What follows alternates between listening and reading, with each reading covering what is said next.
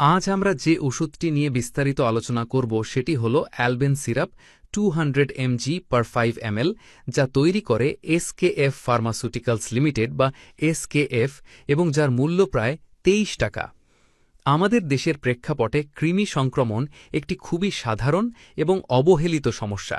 বিশেষ করে শিশুদের মধ্যে এই সমস্যা বেশি দেখা যায়, কারণ তারা প্রায়ই অপরিষ্কার পরিবেশে খেলাধুলা করে এবং অনেক সময় হাত না ধুয়ে খাবার খায়। এই কারণে শরীরে সহজেই কৃমি প্রবেশ করতে পারে এবং ধীরে ধীরে নানা ধরনের শারীরিক সমস্যার সৃষ্টি করে। অ্যালবেন সিরাপ মূলত একটি অ্যান্টিহেলমিনথিক বা কৃমিনাশক ওষুধ, যার প্রধান কার্যকর উপাদান হল অ্যালবেন্ডাজোল। এই অ্যালবেন্ডাজোল এমনভাবে কাজ করে যা কৃমির জীবনচক্রকে সম্পূর্ণভাবে বন্ধ করে দেয়। এটি কৃমির শরীরে গ্লুকোজ শোষণ বন্ধ করে দেয়, ফলে কৃমি শক্তি উৎপাদন করতে পারে না এবং শেষ পর্যন্ত মারা যায়। ফলে শরীর থেকে কৃমি ধীরে ধীরে বের হয়ে যায় এবং রোগী সুস্থ হয়ে ওঠে। এই ওষুধটি বিভিন্ন ধরনের কৃমি সংক্রমণে ব্যবহৃত হয়, যেমন রাউন্ডওয়ার্ম বা গোল কৃমি, হুকওয়ার্ম, পিনওয়ার্ম বা সুতোকৃমি এবং টেপওয়ার্ম অর্থাৎ ফিতাকৃমি। এই কৃমিগুলো আমাদের অন্ত্রে বাস করে এবং শরীরের পুষ্টি শোষণ করে, যার ফলে শিশুদের বৃদ্ধি ব্যাহত হয়, ওজন কমে যায় এবং শরীরে দুর্বলতা দেখা দেয়। অনেক সময় পেট ব্যথা, বমি, ডায়রিয়া, এমনকি রক্ত স্বল্পতাও হতে পারে। এখন আমরা কথা বলবো অ্যালবেন সিরাপ ব্যবহারের ক্ষেত্রে গুরুত্বপূর্ণ কিছু সতর্কতা ও বিশেষ নির্দেশনা নিয়ে। যদিও এই ওষুধটি সাধারণভাবে নিরাপদ, তবুও কিছু নির্দিষ্ট পরিস্থিতিতে এটি ব্যবহার করার আগে অবশ্যই সতর্ক থাকতে হবে। বিশেষ করে গর্ভবতী নারীদের ক্ষেত্রে এই ওষুধটি ব্যবহার করা উচিত নয়, বিশেষ করে গর্ভাবস্থার প্রথম ৩ মাসে, কারণ অ্যালবেন্ডাজোল ভ্রূণের স্বাভাবিক বিকাশে প্রভাব ফেলতে পারে।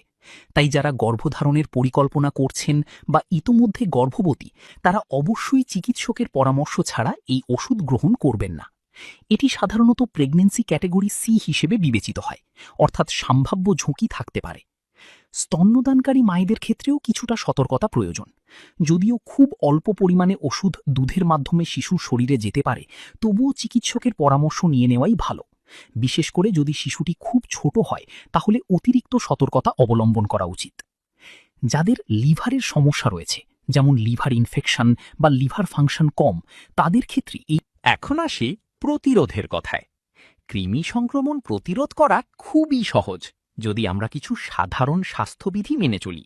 যেমন খাওয়ার আগে এবং টয়লেট ব্যবহারের পরে সাবান দিয়ে ভালোভাবে হাত ধোয়া, নখ ছোট ও পরিষ্কার রাখা, বিশুদ্ধ পানি পান করা এবং খাবার ভালোভাবে রান্না করে খাওয়া।